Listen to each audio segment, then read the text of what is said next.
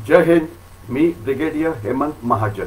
आजचा विषय आहे भारत अमेरिका स्पेस म्हणजे अंतराळ आणि अवकाशामध्ये सहकार करण्याचा करार आणि दुसरं मिनरल सिक्युरिटी प्रोग्राममध्ये भारताचा समावेश म्हणजे जे रेअर मिनरल्स असतात त्या संघटनांमध्ये भारताचा प्रवेश। तर याचा नेमका भारताच्या सुरक्षेवरती काय परिणाम होतो याविषयी आपण विचार करण्याचा प्रयत्न करू। सर्वात पहिले आपण बघूया की भारत आणि अमेरिकेमध्ये एक अंतराळ सहकार्य करार झालेला आहे। तसं म्हटलं तर पंतप्रधान श्री नरेंद्र मोदी यांच्या अमेरिकन दौऱ्यामध्ये अनेक करार झाले होते, ज्यामध्ये ड्रोन करार आहे, ज्यामध्ये जीईचं जे आपल्याला इंजिन मिळणार आहे फायटर एअरक्राफ्ट करता ते आहे। परंतु अजून एक महत्त्वाचा करार झाला तो म्हणजे मिनरल सिक्युरिटी पार्टनरशिप किंवा खनिज सुरक्षा। खनिज सुरक्षा म्हणजे काय आणि याचा भारतावरती नेमका काय परिणाम होईल। लक्षात असावं की ज्यावेळेला हा चीनी व्हायरस सुरू झाला त्यावेळेला जी आपली सिक्युरिटी चेन होती, जी आपली सप्लाय चेन होती ती विस्कळीत झाली होती आणि त्यामुळे विद्युत वाहनांकरता ज्या बॅटऱ्या लागतात, सेमीकंडक्टर्स लागतं, त्याच्याकरता जे आपल्याला खनिज लागतं त्याची जी उपलब्धता होती ती कमी झाली होती आणि बहुतेक क्षेत्रामध्ये 75% जो वाटा आहे तो चीनचा आहे आणि चीनमध्येच चीनी व्हायरसची टाळेबंदी लागली होती, त्यामुळे खनिजे मिळत नव्हती आणि वेगवेगळे म्हणजे महत्त्वाचे पदार्थ आहेत ते मिळत नव्हते।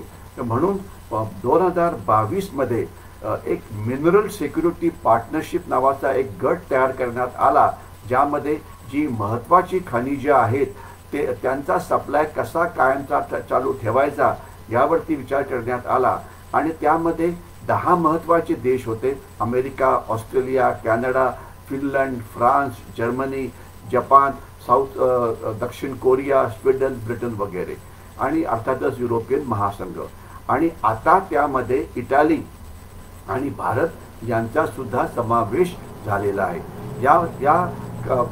हे जे मिनरल सिक्युरिटी प्रोग्राम जो आहे की मिनरल सिक्युरिटी पार्टनरशिप आहे त्याचा मुख्य उद्देश काय आहे।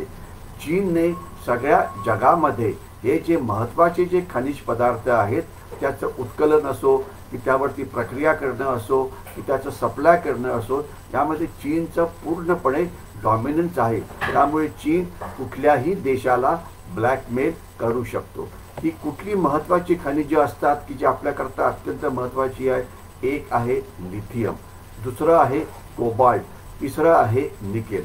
ही का महत्त्वाची आहेत तर जी इलेक्ट्रिक गाड्या असतात त्यामध्ये जी बॅटरी वापरली जाते त्यामध्ये ही खनिजे वापरली जातात आणि असं म्हटलं जातं की या जगामध्ये जी खनिजे मिळतात, जी मिनरल्स मिळतात त्यामध्ये 17 जी आहेत त्यांना रेअर मिनरल्स असं म्हटलं जातं, कारण त्यांची उपलब्धता जगामध्ये ही खूप कमी आहे, मात्र त्यांची रिक्वायरमेंट विविध उद्योगामध्ये खूप आहे।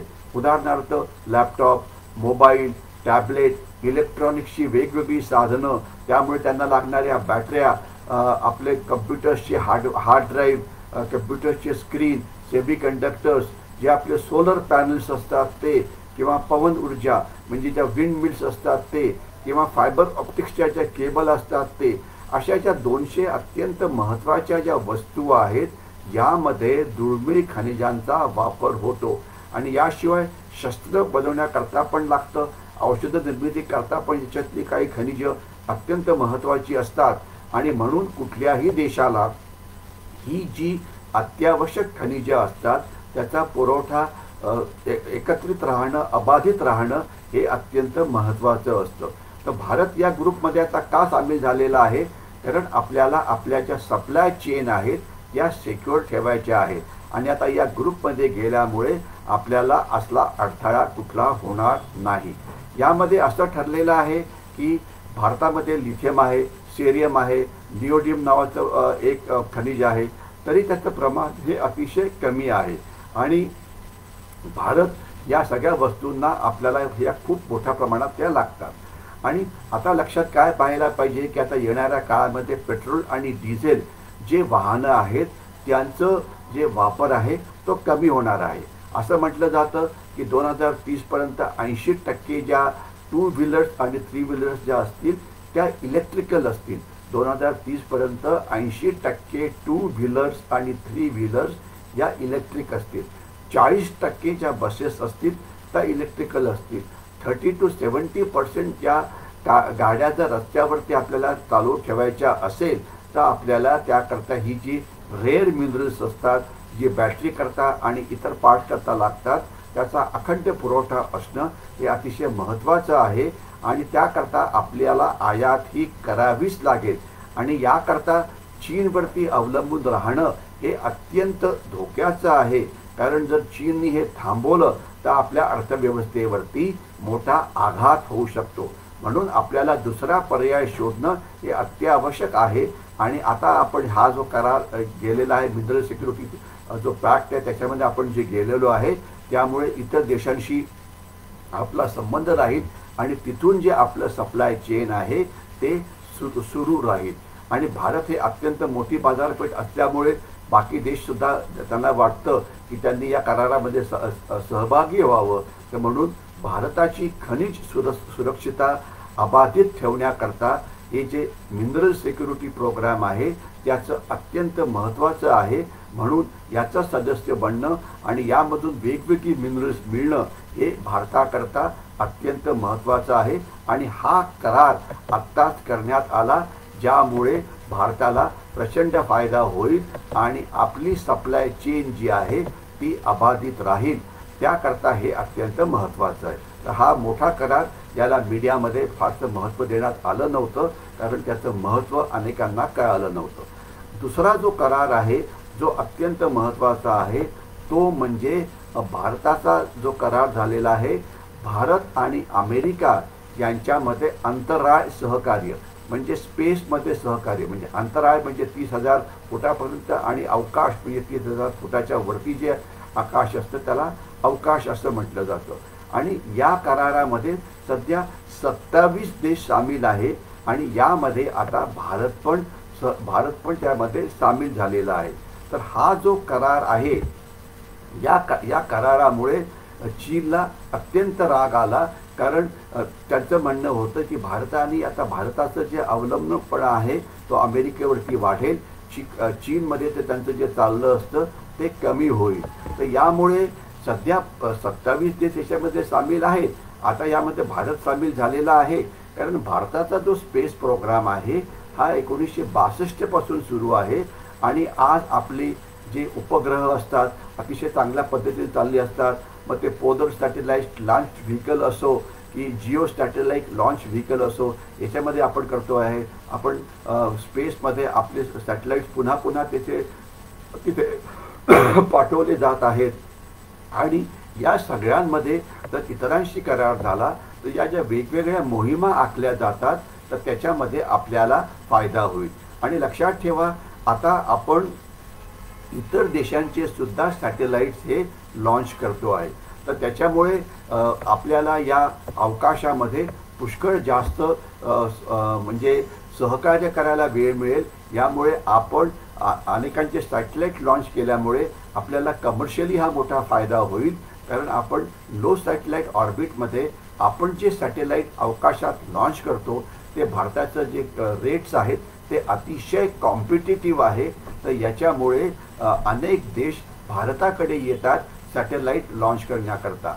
आता ज्या वेळेला अशा कार्यक्रमाचं आपण इतर देशांशी सहकार्य करतो तर आपल्याला हे कमर्शियली तर नक्कीच फायद्याचं असतं, परंतु याच्याशिवाय आपल्याला म्हणजे देशाच्या सुरक्षेकरता सुद्धा अत्यंत महत्त्वाचं असतं. चीन सध्या अवकाशामध्ये वेगवेगळे प्रोग्राम करतो आहे. आपल्याला काही उदाहरण द्यायचं म्हटलं तर मध्ये एक अशी बातमी आली होती की चीनने जे अवकाशामध्ये जे सॅटेलाइट्स असतात त्यांना कसं तोडता येईल, त्यांना कसं खाली पाडता येईल याकरता शस्त्र डेव्हलप केलेली आहेत. चीनने आकाशामध्ये किंवा अवकाशामध्ये सायबर वॉर करून हॅक करून आपल्या सॅटेलाइटला कसं बंद पाडायचं याच्यावरती संशोधन केलेलं आहे. चीन अशी काही क्षेपणास्त्र तयार करतो आहे की जी अवकाशात जाऊन पुन्हा जमिनीवरती परत येईल. याच्यामुळे जर त्यांनी कधी क्षेपणास्त्रांचा हल्ला केला तर चीनी क्षेपणास्त्रांना ट्रॅक करणं हे आपल्याला अत्यंत कठीण होईल.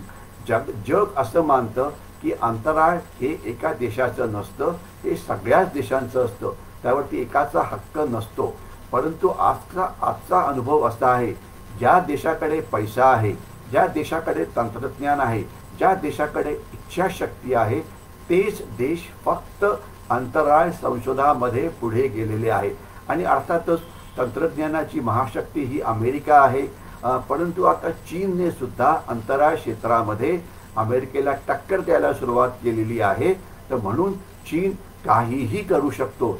तर चीननी जर स्पेसमधून, अंतराळातून, अवकाशातून जर युद्ध करण्याचा प्रयत्न केला, आपलं इंटरनेट बंद पाडण्याचा प्रयत्न केला, आपले उपग्रह पाडण्याचा प्रयत्न केला, कुठलेही शस्त्र तिथने पाठवण्याचा प्रयत्न केला, तर आपले इतर देशांशी करार असायला पाहिजे, ज्यामुळे आपलं जी स्पेस सिक्युरिटी आहे, जी आपली अवकाशाची सुरक्षा आहे, जी आकाशाची सुरक्षा आहे, ती अजून मजबूत होईल. एकच उदाहरण आपल्याला देतो. आपल्याला माहिती पाहिजे की रशियाने ज्यावेळेला युक्रेनवरती हल्ला केला, तर त्यावेळेला युक्रेनचं इंटरनेट पूर्णपणे बंद पडलं.